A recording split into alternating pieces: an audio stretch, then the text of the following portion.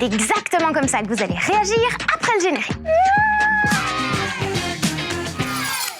Qui peut résister à des pandas? En tout cas, impossible de ne pas sourire en voyant ceux d'un zoo de Washington qui ont profité de la neige. La femelle Mei Chang et le mâle Tian Tian ont ainsi effectué des cumulets. Et l'un des deux a même dévalé une pente la tête la première. Leur petite âgée de 5 mois a quant à lui découvert pour la première fois les flocons.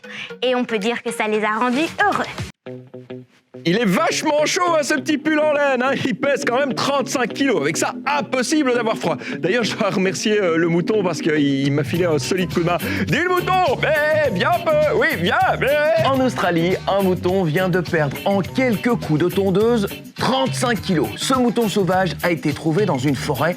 Il n'avait probablement plus été tondu depuis 5 ans. Voilà pourquoi il avait une telle masse sur le dos. Un sacré handicap pour le pauvre animal qui ne voyait plus grand-chose à cause de la laine devant les yeux.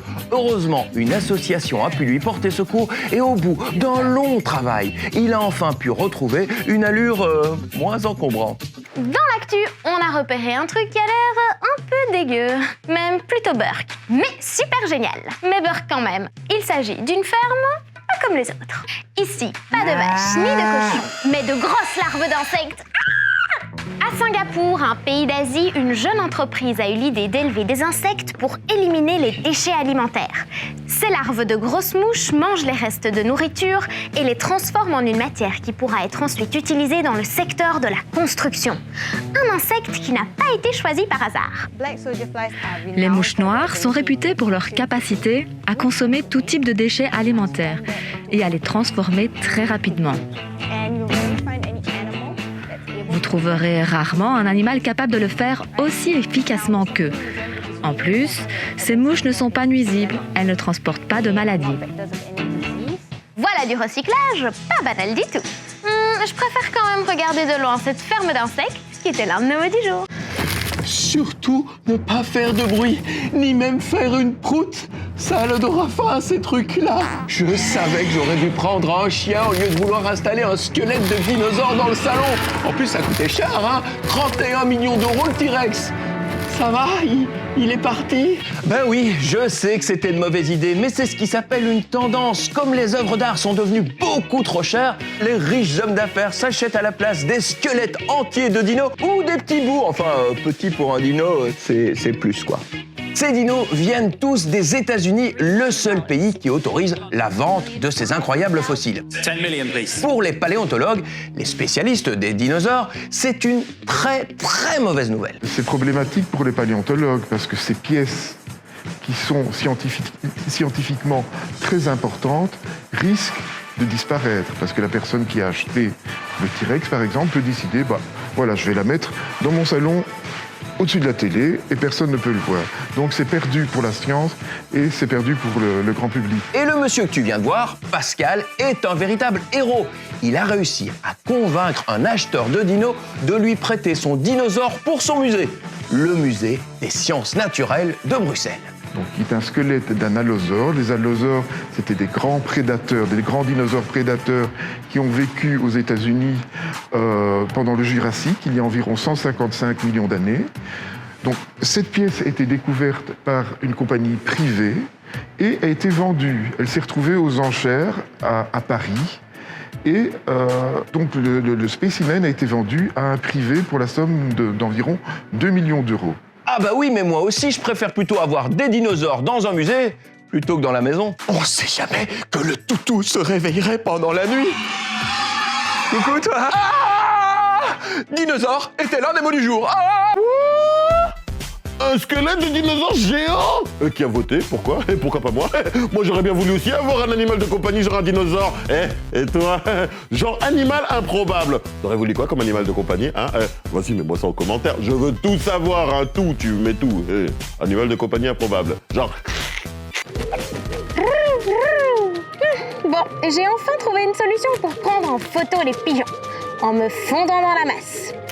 Mais à ce sujet, je suis loin d'avoir le niveau de Pierre Alexis. D'ailleurs, son rêve, c'est de devenir reporter animalier. Tout a commencé ici, dans la Dyle à Wavre. Un jour, Pierre-Alexis, 11 ans, voit une chose très rare, un castor en train de se baigner. Il filme la scène et décide de créer sa propre chaîne YouTube où il apporte des tas d'explications sur les animaux. Depuis que je suis née, j'adore les animaux et je suis passionnée pour ça et je m'étais dit, un castor, c'est un animal, pourquoi pas faire une chaîne sur les animaux. Le nom de ma chaîne, c'est Animaux Nature. J'ai vite appris et ça va mieux maintenant et je fais des plus en plus belles vidéos. Filmer, c'est bien, mais après, il y a encore beaucoup de travail. Et oui, Pierre-Alexis fait tout lui-même. Le montage, le titrage et la bande-son. Et même les textes qui sont remplis d'infos sur les animaux. Je vais d'abord chercher toutes les informations sur Wikipédia et je regarde sur des sites parallèles si elles sont vraies ou fausses. Et quand je les ai, je fluore tout ce qui est important à dire dans ma vidéo et le reste, je laisse. Et après, je me fais le montage et voilà. La vidéo qui a plus marché, c'est le renard polaire avec maintenant 1600 vues. Et on lui souhaite de réaliser son rêve et de devenir reporter animalier, qui était l'un de nos mots du jour. Eh bien, monsieur, je vois qu'on n'a pas assez brossé ses dents. Ça ne va pas du tout, ça. Et il faudrait vraiment diminuer la consommation de viande crue, hein. Et oui, les tigres aussi peuvent avoir des rages de dents. Au parc zoologique de Mulhouse, en France, Baïkal, un tigre de Sibérie de 14 ans, a subi une intervention dentaire pour un croc enflammé. Mais pas de panique, le vétérinaire s'est bien occupé de lui. L'animal a été anesthésié avant l'opération et tout s'est bien passé. No one told you life was gonna be this way. The job's a joke, you broke. Ah, il me manque, Marie. Par contre, cette histoire de pingouins dans Friends, c'est bizarre. Ces pingouins de l'aquarium de Chicago sont partis en excursion dans un musée consacré à la série Friends. Plutôt que de laisser ces oiseaux s'ennuyer pendant la fermeture de l'aquarium à cause du coronavirus, les dirigeants les laissent se promener dans différents lieux de la série culte. Ils ont pu y découvrir les apparts de Monica, Rachel, Chandler et Joey, sans oublier un petit détour par le célèbre Central Perk. Piu piu, viens ici. Oh oui, c'est ça, bravo. Oh merci. Oh, ça c'est ma tique à moi, hein. Quoi? C'est mon nouvel animal de compagnie, ma tique géante. Oui, avec le réchauffement climatique, nous avons de nouvelles espèces apprivoisées. Bon, bien sûr, il ne faut pas avoir d'autres animaux à la maison, car ces petites bêtes peuvent être dangereuses pour vos chiens et chats. D'ailleurs, voici quelques conseils bien utiles. Avec le dérèglement climatique, notre pays connaît plus de pluie, des hivers plus doux et des températures plus élevées. L'idéal pour les parasites des chiens et des chats, comme les tiques et les puces, que l'on va retrouver en plus grand nombre à plus d'endroits. Ces parasites peuvent donner des maladies parfois mortelles à nos animaux. Il faut donc les repérer et les éliminer tout de suite. Et la première chose, c'est inspecter votre animal. Prenez le temps, quand vous rentrez de promenade, de le caresser, de sentir si vous ne sentez pas quelque chose ou d'écarter les poils pour regarder. Et l'inspection doit se faire après chaque promenade, en regardant bien près des oreilles et dans tous les plis.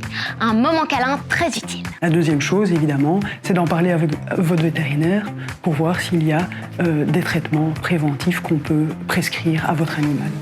Oui, mais ce n'est pas tout. Avec le réchauffement, il y a aussi, vous l'avez remarqué, beaucoup plus de tempêtes et d'orages violents. Et ça, nos animaux de compagnie, ils n'aiment pas trop, hein.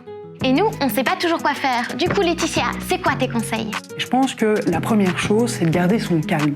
Ne pas s'énerver. Ne pas le disputer, le chien, il ne va pas comprendre. Ne pas le caresser trop, parce que alors là, il va voir que la situation n'est pas normale. Il faut rester le plus neutre, le plus normal et le plus calme possible. Il faut aussi lui permettre d'aller se cacher. Et attention aux chiens qui fuguent pendant les orages, c'est mieux de les garder à l'intérieur. Animal de compagnie était l'un de nos mots du jour.